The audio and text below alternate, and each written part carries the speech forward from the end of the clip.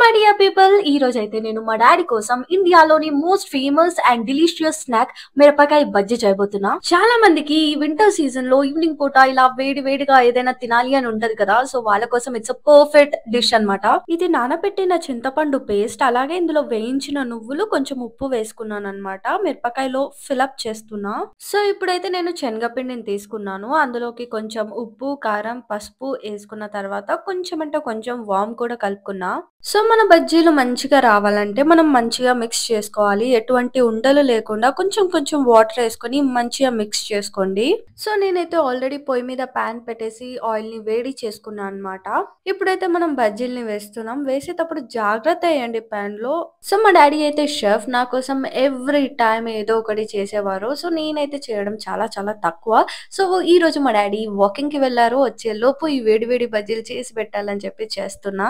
So ఈ బజ్జీలకి main stuff వచ్చేసి onion లో కొంచెం లెమన్, కారం, ఉప్పు వేసుకొని అందులో స్టఫ్ మొత్తం పెడుతున్నా అన్నమాట. ఇలా తింటే టేస్ట్ చెప్పాల్సిన అవసరం లేదు.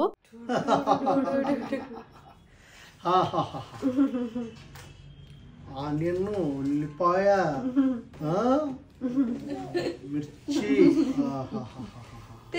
చెప్పు. మా డాడీ ఫేస్ ఎక్స్ప్రెషన్ చూస్తేనే మీకు అర్థమైపోయింది కదా ఎంత బాగా నచ్చిందో. చాలా చాలా నచ్చింది అనమాట. మీరు కూడా మీ ఇంట్లో ఒకసారి ట్రై చేయండి. అండ్ నా వీడియో మీకు నచ్చితే లైక్, షేర్, సబ్స్క్రైబ్ చేయడం అస్సలు మర్చిపోవద్దు.